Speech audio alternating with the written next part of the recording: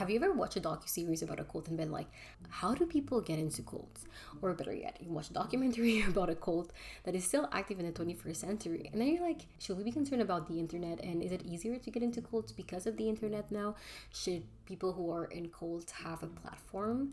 Those were like my questions when I watch Dancing for a Devil and Escaping Twin Flames, two documentaries about cults. After watching those two documentaries, I was like, why is this still happening? Why are people getting into cults? And you would think that having a bunch of documentaries about cults and true crime would give you an answer as to who are the people who are getting into cults, why is this still happening, why is it happening, and what are the red flags, when should I be concerned? But no, because and this is my main beef with entertainment companies that make these documentaries, is that they don't really give you information about this in these documentaries. And I understand to a certain point that it's just not marketable to do that.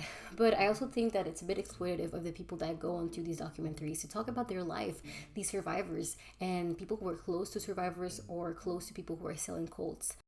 So I feel like the concept of cults is so mainstream yet so misunderstood and elusive to the masses.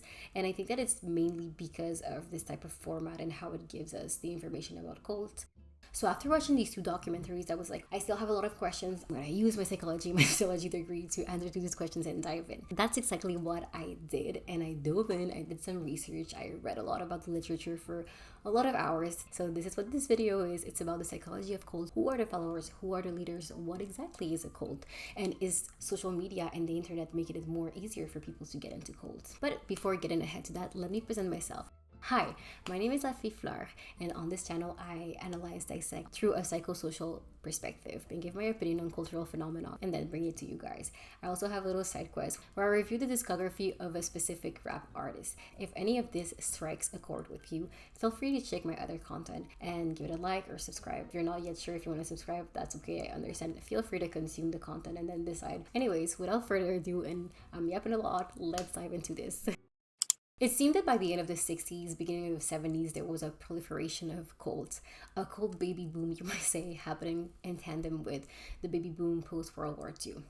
It might sound ironic or like a coincidence, but it's really not. And we will understand later that the social context that was happening during that time made it so that it was easier for cults to emerge. So at this point, cults were all the rage. And with movements such as the hippie movement, living apart from mainstream society wasn't that rare of an occurrence or that much of a weird thing. What I really think makes us believe this era as the birth of the cult, or the cult classics as we know it now, is really because the cults of that era committed such heinous crime against their members and members of society to the point where it marked an era. I mean, it was really part of the zeitgeist and it still is to this day. And just to support that, we still have to this day cultural references that directly link to situations that happen with cults. Who doesn't know what drinking the Kool-Aid means? And that is a direct reference to what happened in Jonestown. And when we look at the history of Jonestown's a cult from the 70s, I really think that it was a wake-up call to the danger of the cult. There are even say where the idea of the cult as being something that is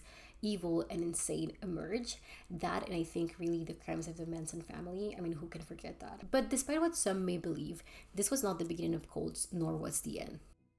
Actually, cults have been recorded to exist as far back as the 10th century before Christ, so it's certainly not a foreign concept to society. Now, why do cults emerge, you may ask? Well, they often existed in opposition to the mainstream religion because of disagreement. What is interesting is that cults seem to flourish in moments of societal uncertainty and mistrust in popular faith and central institution. This is exactly why the 70s was the perfect social climate for this cultural phenomenon to happen. At the time, there was a questioning of the consumer society. Cults are kind of the result of the counterculture of protests that cropped up in the 60s. I mean, the Vietnam War was happening, World War II had just happened, so people were really not trusting the government, and they really wanted peace, they wanted calm, and which is understandable. So a lot of counter movements happened.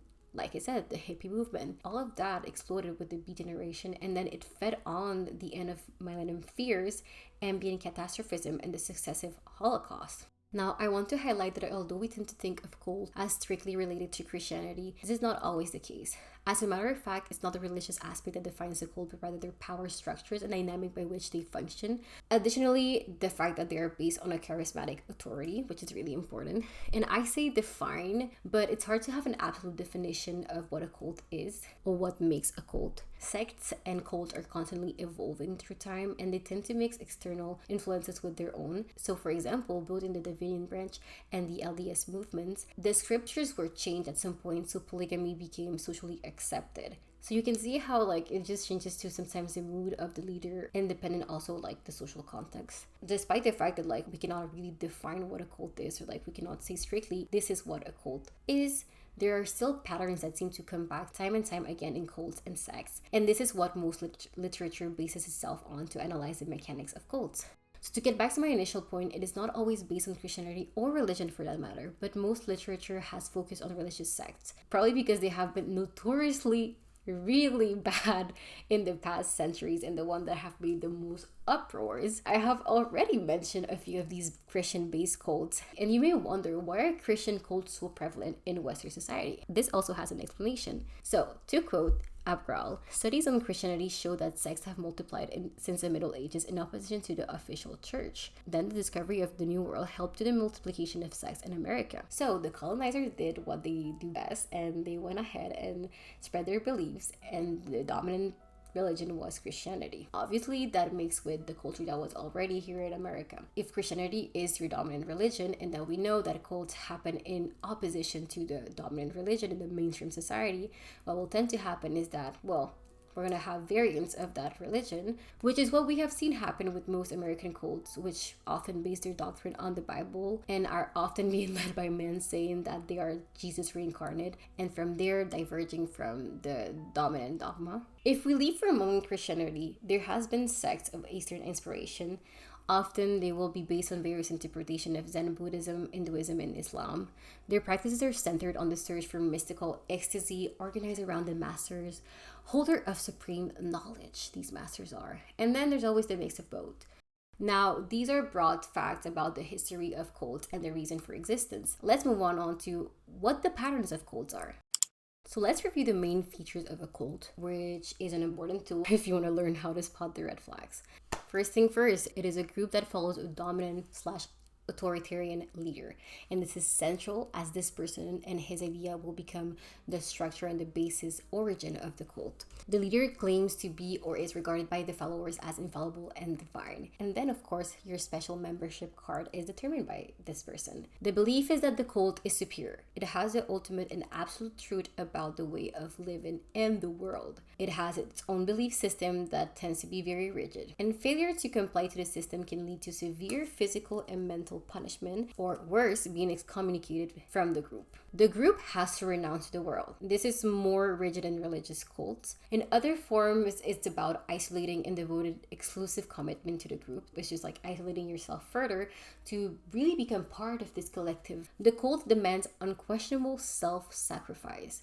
You may not question the leader. Cult membership is maintained through invasive mechanisms of coercion, which include isolating members from the rest of society to exercise control and create a culture of high dependency, generate a surveillance network. There's repetitive rituals that are established to attain purity or the level of superiority that the leader has. This is essential to cleanse the body, fight the conflicting or polluting environment that exists within the individual.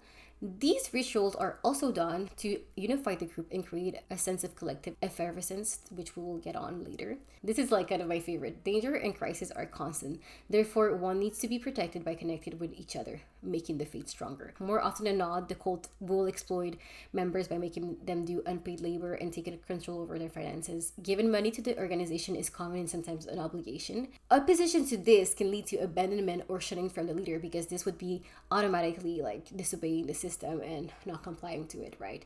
But often we see like unpaid labor, and like the whole leaders will kind of make a company and like a labor company out of their members without them knowing. So those are like kind of the big traits. So some of you may hear this and be like, wait, this is not so different than like mainstream religion. Like, what is the difference? The fact is that scholars, they don't really have a definite definition. Some theorize that the cult or the sect could be like a early stage or phase of a religion.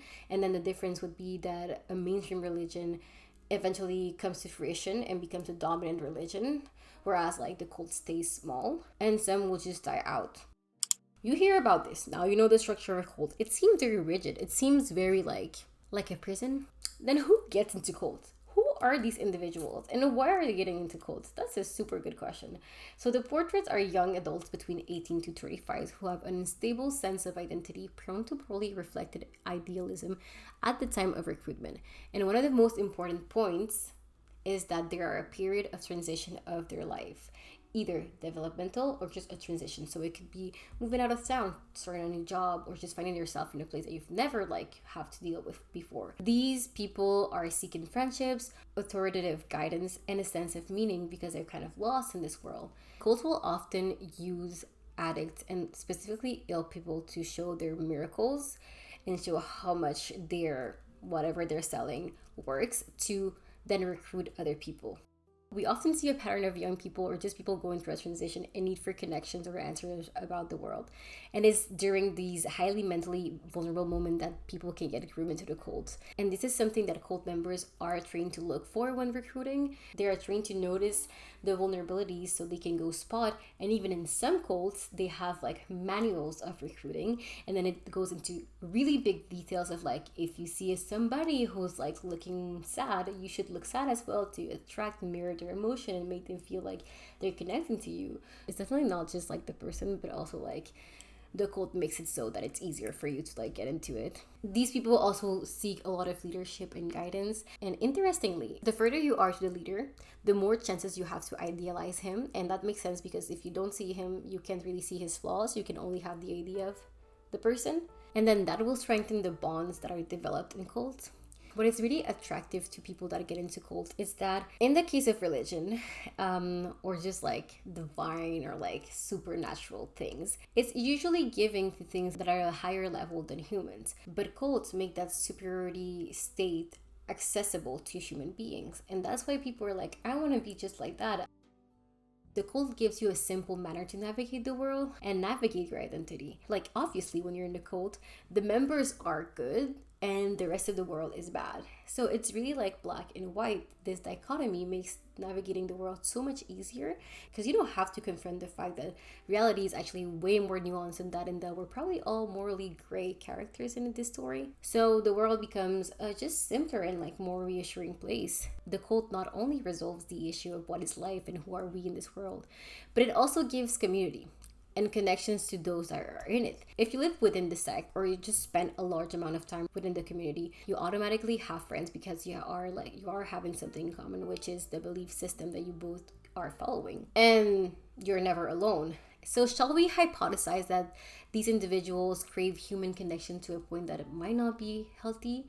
Or maybe it is healthy, but then the cult leaders and the cult recruiters see that and play with that and then bring it to an extreme. Because to add to this community connection, there's rituals and ceremonies that strengthen the communal bond. More specifically, cults utilize what we commonly call in sociology collective effervescence. For those who are not familiar with this term, it was coined by famous French sociologist Émile Durkheim. Is a process of synchronization and intensification of emotions among individuals that happens during participation of collective rituals. I just want to say that we all participate into collective effervescence from now and then. I'm going to give you some examples as to when these rituals happens for everyday life people. So let's say you're singing the national anthem before a game. That really connects you. You feel connected through this song, through this tradition that you have, or just singing with other people during a concert, and you connect with them and you feel a collective emotion that you're connected. Durkheim also theorized that this process made social cohesion easier, and that's probably very true, because if you connect with the person, you feel, yeah, we understand each other. We don't have to explain our culture. We don't have to explain who we are as a person because we have these things in common. So it makes sense for them to understand who we are, or at least part of who we are. Like I mentioned, we all participate from now and then to these rituals that makes us just bond together and evoke this connection. The catch with the cults is that they specifically use this idea or concept of collective effervescence to control the person, and they use it as a tool to transition from individual identity to collective identity. And that's because they use over and over. Like most of the time spent in cults is like doing these rituals where you will connect either with the leader or you will connect with the other people to feel this bond.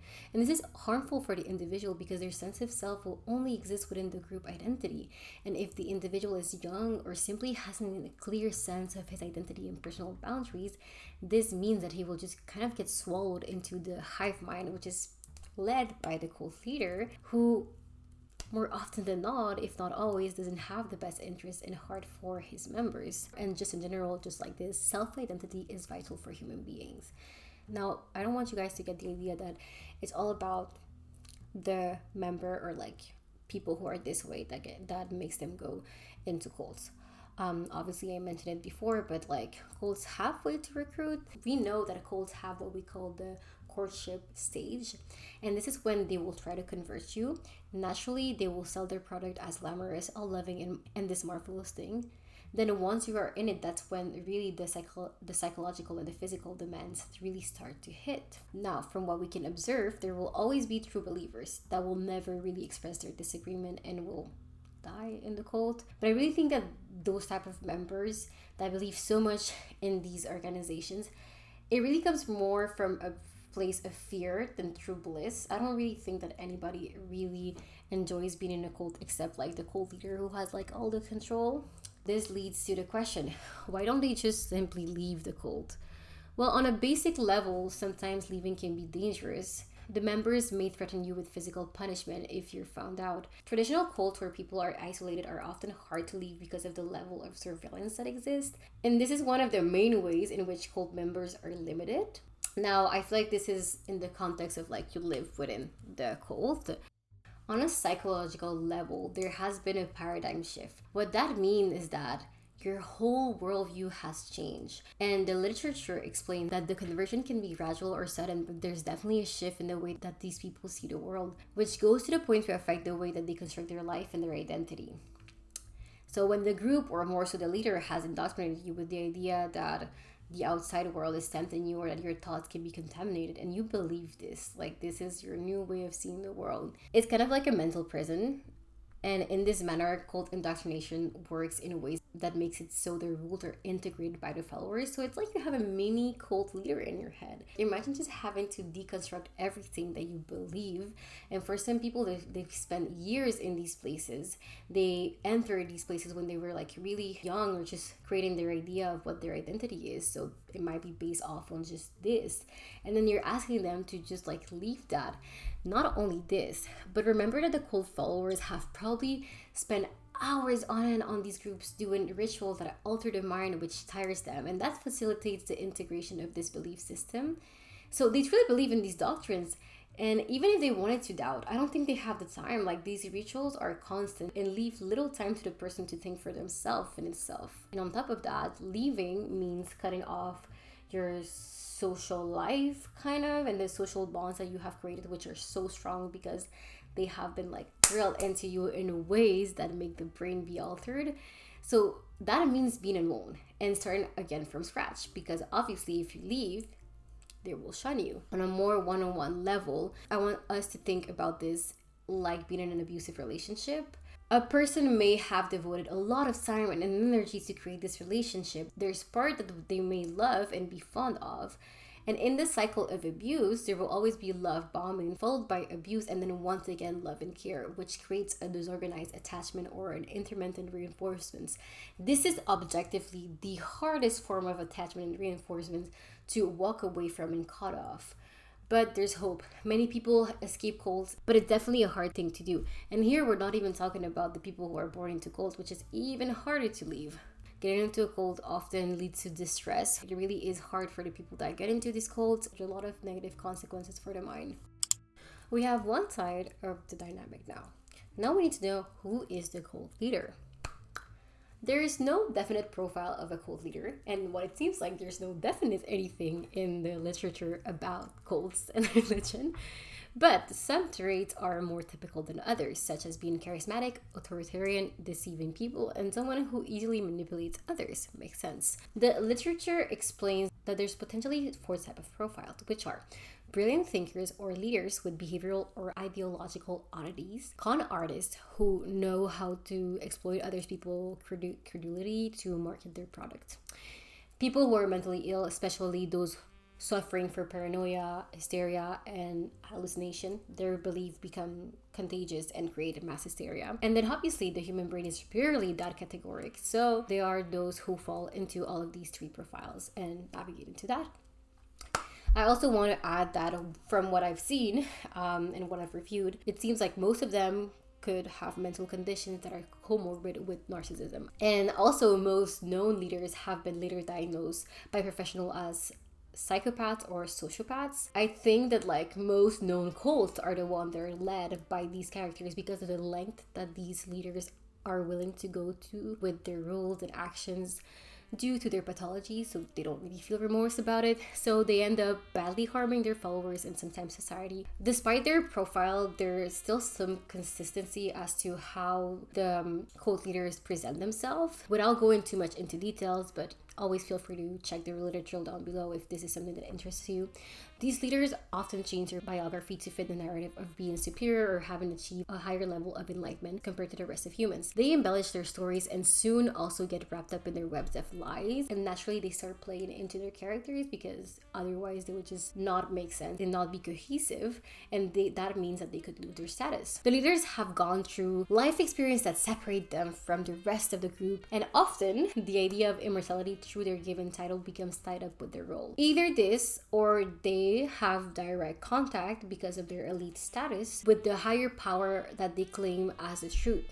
Or they're just like, they have achieved the final state of the enlightenment that other people are trying to obtain by, being in the group. The rituals that they will make people do often include and normally include elevation of their importance and power. They're also the ones who kind of make up all the rituals. The more the leader's ideology rests on logic, the shorter the lifespan of the cult is, because inconsistency will definitely start to show up. And because psychopathy is often found in cults, there is a tendency for sexual activity that is deviant or abnormal in this case, and this is due to the inhibition traits that come with being a psychopath. So they often explore that sexuality, and because they have the power to do so and control the people around them, they will kind of make it as a socially normal thing, whatever they are into. My personal observation is that these people can perceive the social cues without really having a care for them, and then they use that to their advantage, which makes them extremely cunning.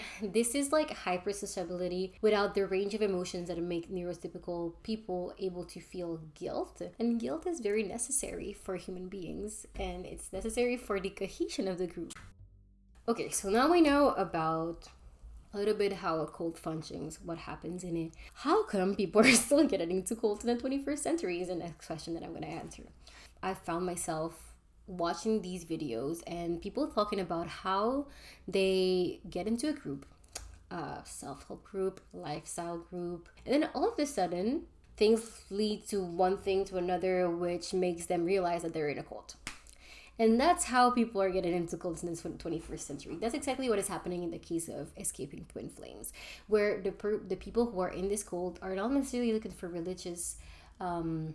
religious aspect, but rather they are searching for a soulmate, and then they're introduced into a whole belief system and then swallowed into that group, and then next thing you know, you're in a cult led by some narcissistic men, which is what people have said in the documentary. Not my words. I don't know this man personally.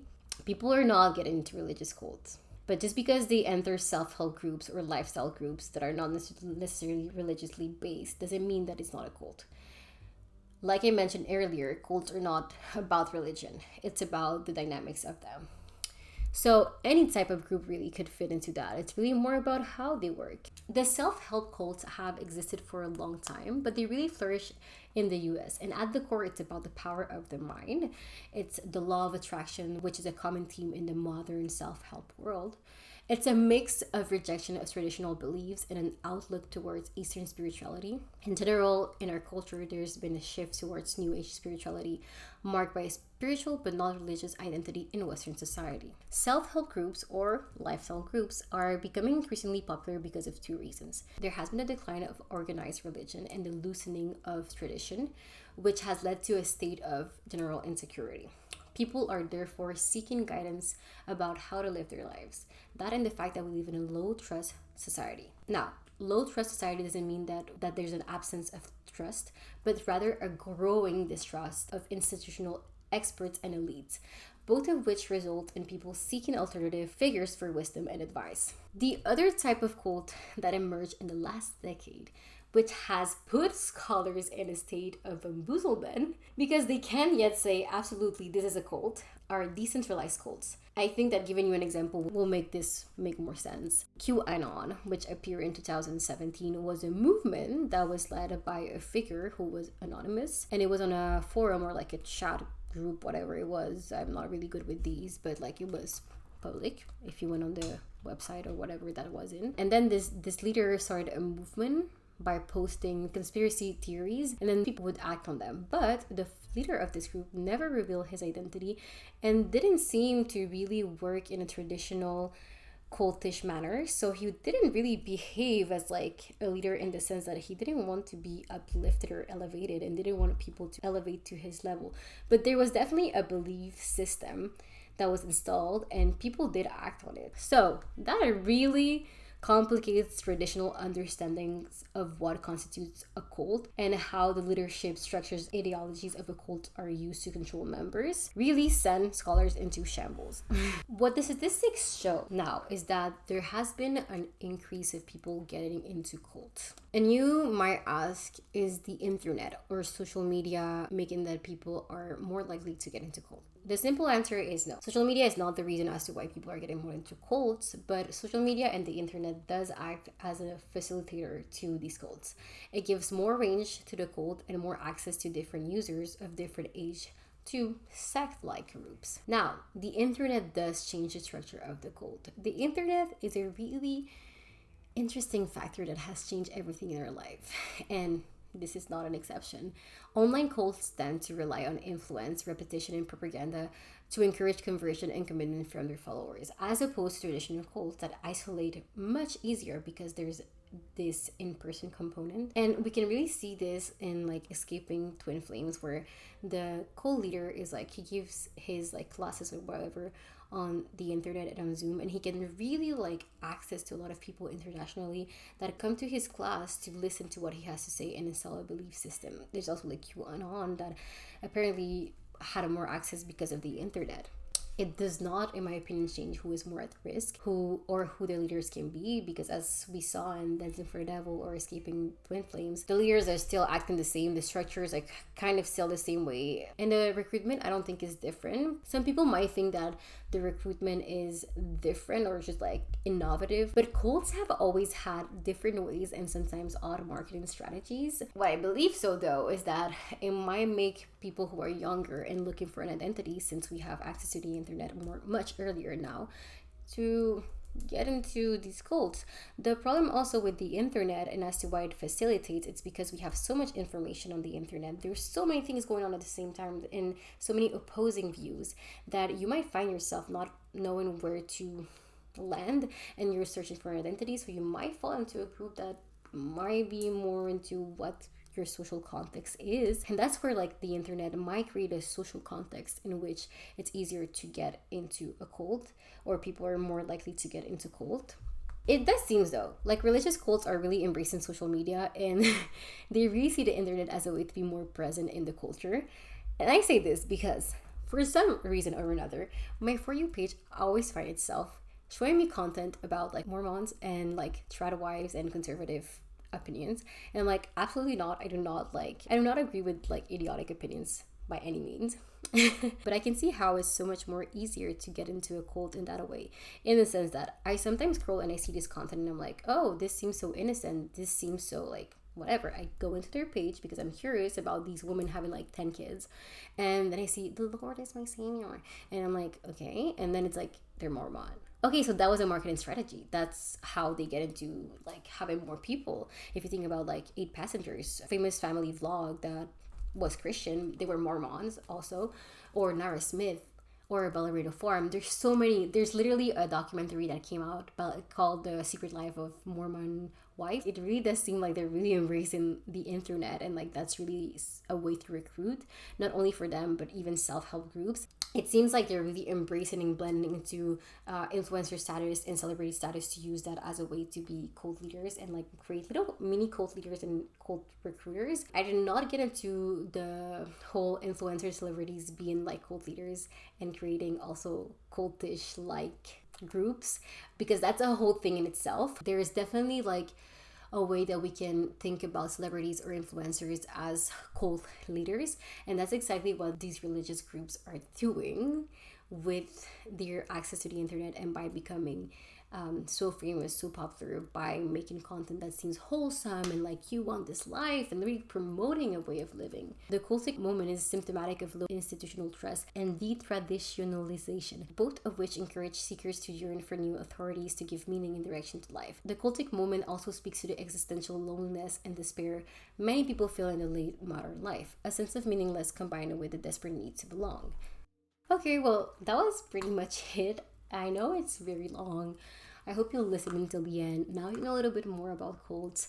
We understand why it happens, and truly it could happen to anyone. This is something that in documentaries you see a lot of, and that's really true because it's really more about where you are in your life. So I think it's really important to be careful and have a support system that is present so we don't find ourselves in these situations that can potentially put our lives in danger. Not only that, but it's not only hard for like the person who's in the cult, but the people who are outside the cult. I think about Melanie Wilking, who has her sister in a cult right now, and all my thoughts go to her and those families who have people who are in these cults and that they cannot do anything about it because, like they have said multiple times, it's really rare that police can go and save these people. The thing is, cults have always existed and will continue to exist. Western society seems to have a profound lack of community, which gives us a sense of urgency to connect.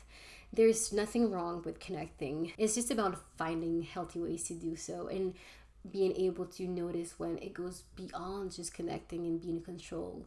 As we can see, human beings have a strong need to belong and to understand the world around them, and I think that that's really beautiful. Yet sometimes people use this to their advantages and to exploit other people. Hopefully we can learn, and hopefully this video can inform you a little bit about the dangers and how a cult works so you can maybe help somebody around you. I really urge you that if you feel like this video applies to you, or that if it resonates with something that you're living, really take the time to think to yourself. And if you disagree with me, that's okay too. I know it's hard to put boundaries, and I know it's hard to think like, oh, I'm gonna get outside of something that is abusive, but it's possible, and there's a lot of people who work in the community to help you to get out of those situations. I am a social worker, and my spare time when I'm not doing videos, and trust me, there are good people out there that are willing to help you. I know it's hard to trust that, but it is truly true. So take care of yourself, and thank you for watching. I hope you like this content, and if you like this content, you can follow me. You have now consumed it, and you can maybe do a review, comment, like, subscribe, or give your own opinion about this. Make a video about this if you want to. I literally encourage you so much to do a video about this. I would love it. See you next time.